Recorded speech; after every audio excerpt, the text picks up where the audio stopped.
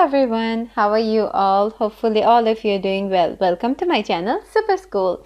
Today I'm going to make another video that is going to add up to my previous videos where I am teaching you vocabulary. Yes, so my vocabulary tutorial videos.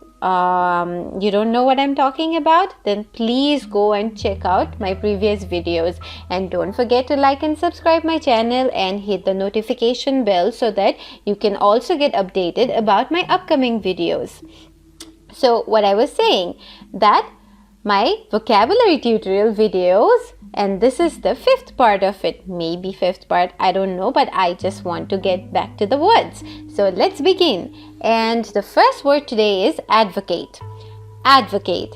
So advocate is a word that is commonly used, or it's a familiar word, but then maybe you're not well aware that this advocate word has two uses. Yes, one is a noun, one is a verb. So as a noun, it means someone who promotes or defends something. Someone who promotes or defends something. For example, I am an advocate for free education. So in a sentence, it is used as a subject or as a noun to express about someone who promotes or defends something.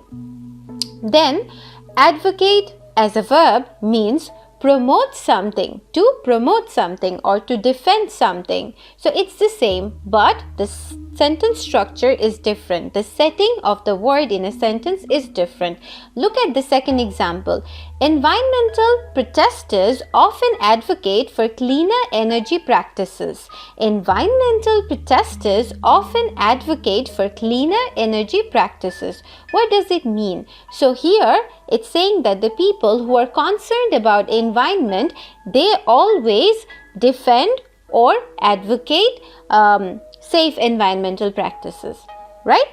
So let's move on to the next word, which is aesthetic. So aesthetic is a commonly used word by the interior designers or any sort of advertisement related to home decor consists this word aesthetic. So aesthetic means relating to beauty or refined taste, and it's an adjective. So in a word, in a sentence, you have to use this word to describe about a noun. Let's see how it is used. So here I have put up a dramatical example for you.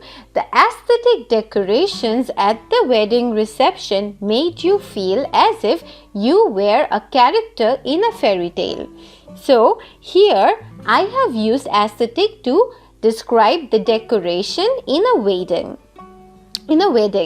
So let's move on to the next word, effort. Effort can be used as a verb in a sentence, and it has two sort of meanings. And why did I differentiate between two meanings? Because the expressions are different. The first meaning, to be able to buy, so it's a different expression. The second meaning, to be able to spare, it's a different expression. He's saving money so he can afford to buy a new car. I can't afford to lose any more pencils.